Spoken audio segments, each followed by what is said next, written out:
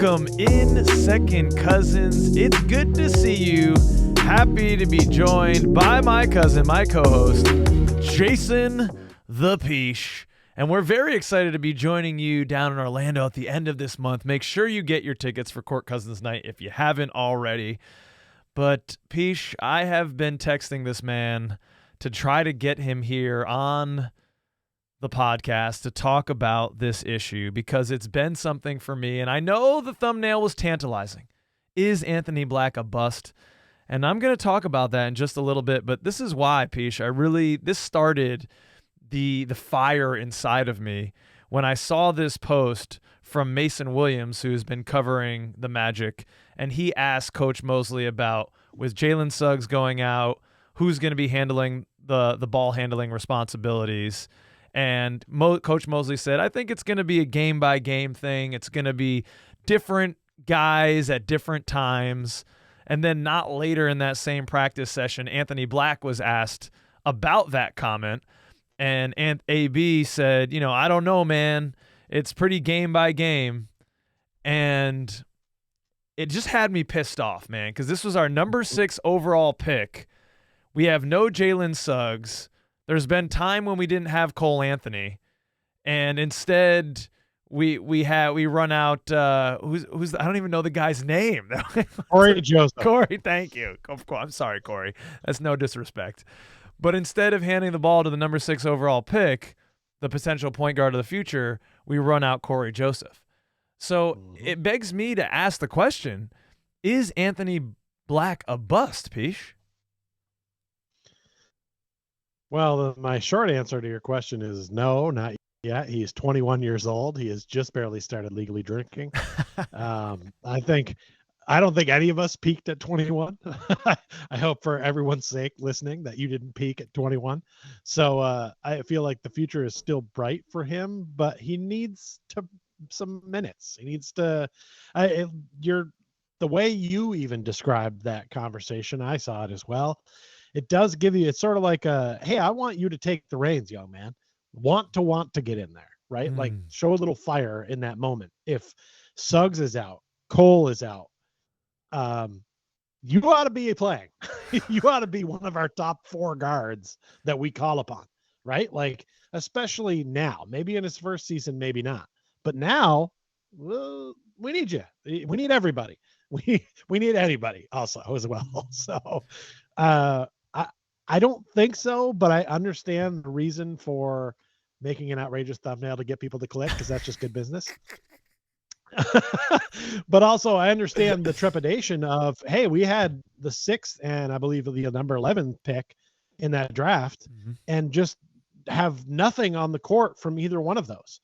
Yeah. Nothing regularly on the court from either one of those. I mean, AB's shown some flashes of brilliance, but for 6 and 11, a lot of other guys, those guys are in the starting lineup. They're at least first or second man off the bench at this point, or they've completely tanked and they're out of the league. Like they weren't going to make it. Yeah. We're still playing a lot of guessing game stuff, which, I'm guess is lending to your question of why you're questioning it. Well, what are your take on this? Well, I did, the thumbnail maybe is a little provocative. I wanted people to click. But there also is some truth for this, and I'll get out the hedger, okay? Maybe what I mean more by this is Anthony Black a bust for this team?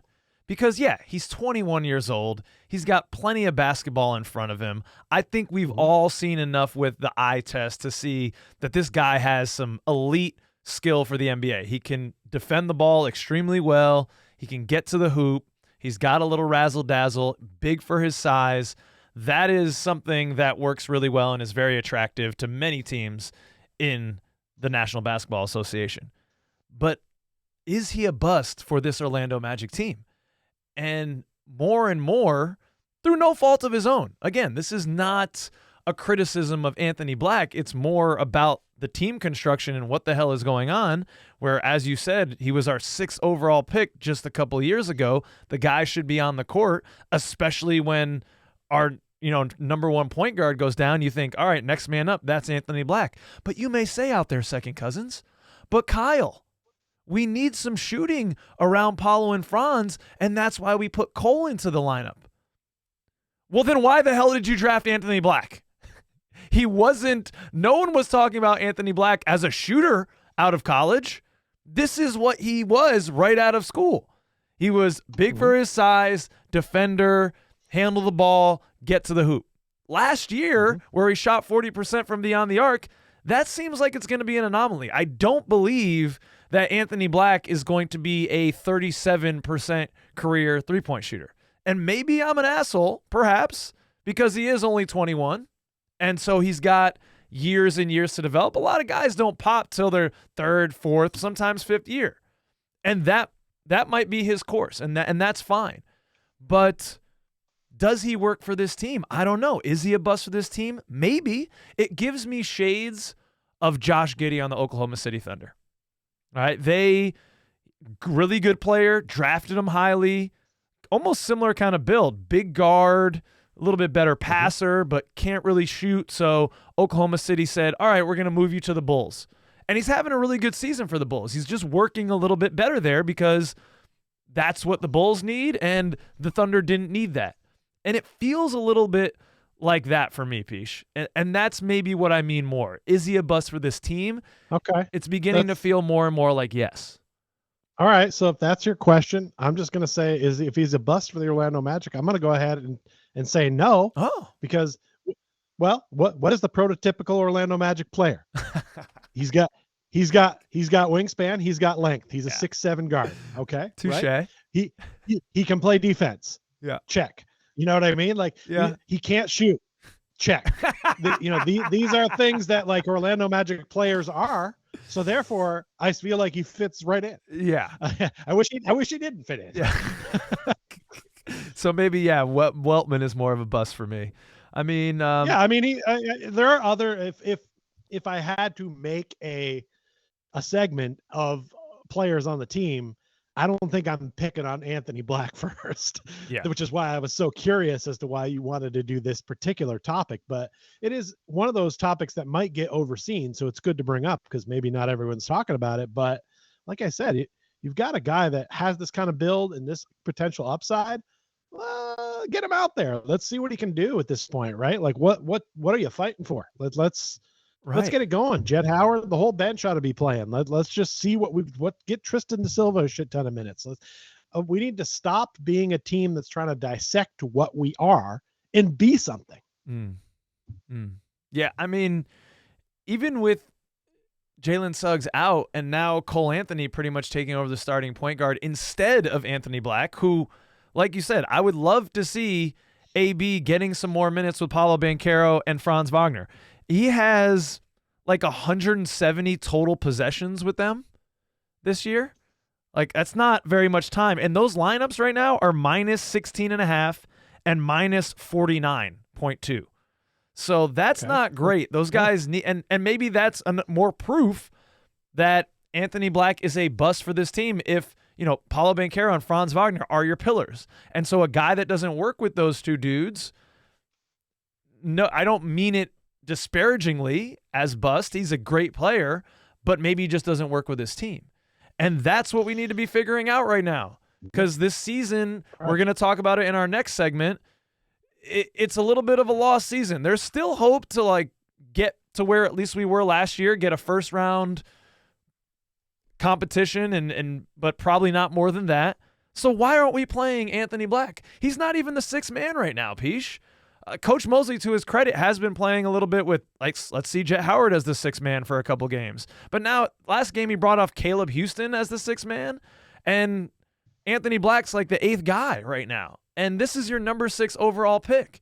And when we're building a team and you get your cornerstone guys, you got Franz Wagner that no one saw, steal, nice, that's a feather in the cap. You took Paolo Banchero, number 1 overall, when a lot of people were saying Jabari Smith Jr. is the pick. Nice, feather in your cap. Now let's build around those guys. And so normally, Pish, when you're rebuilding, you get that one more year after you find your stars where you still suck enough so you have the lotteries, and that was our 6-11 year. And that seems like that was a 3-strike and you're out draft for us right now because the guys that we have don't seem to be working well with our two pillars and haven't honestly been getting a lot of playing time. So that's a miss. And Anthony Black, through no fault of his own, is feeling like a bust on this team to me. Let me know if I'm crazy in the comments, Second Cousins. I don't know. Well, I mean, if he's not he's a bust for this team, because I think his ability on offense is he's a pretty good penetrator and he's a hell of a passer, but he can't pass to anybody that's going to make a shot. So he's got to pass on somebody going to the hole to be successful. That's the only way he's going to work on this particular team. So if he's not a guy that's going to look for his shot, we already have a bunch of guys on our team that don't look for our shot, and it really makes us sometimes, even with Paulo and Franz out there, we're two-dimensional. Yeah. It's going to him or it's going to him. That's where we're getting our buckets. And the only way anyone else is getting any buckets is if they throw one up at the 24 shot clock buzzer or they get a rebound put back. Like, it's just not built any other way. And in order to win in today's modern NBA, you have to have at least 3 or 4 guys on the court that are looking to score, that are capable of putting the ball in the hole. And we don't have them. And I'm not going to fault Anthony Black for not being one of those guys, but he doesn't really fit well on this team. But you could make that argument for a number of guys that are currently on our roster. So I don't necessarily think it's him. I think it's something else. Yeah, that's fair. That's fair. And maybe the other, there's the argument that Mosley would probably make about why hasn't Anthony Black been starting. He likes to try to maintain his rotations as mixed up as those have been. Anthony Black has kind of been the point guard for the bench unit. Dude, at this point, screw the rotations. Like, let's get Anthony. If Anthony Black was drafted to be the point guard of the future, which he was, I hope, we need to get that going. We need to see more of that. And I love Cole Anthony to death, and he might give us the better opportunity to win some games right now, but I don't see us falling out of the plan, so it's really not going to impact winning that much. Let's get Anthony Black some games. He has shown some ability to do some things. He's had good games this year. 23 points against Washington, 18 points against Charlotte, 20 points against San Antonio, 15 against Sacramento, 23 against OKC, 20 against Phoenix. Like, he's shown some ability to be able to score, but the guy needs some consistency. And when I hear interviews with players starting with, I don't know, man, I don't know. It's giving me flashbacks to those Hennigan teams when the roles were not well defined. I mean, I think clearly everyone knows it's Paulo and Franz, but outside of that, it just seems a little wishy-washy.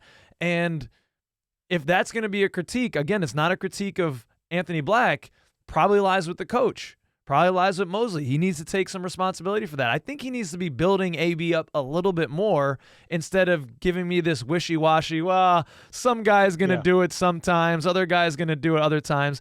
And to Anthony Black, to your point, he needs to have a little bit more dog in him.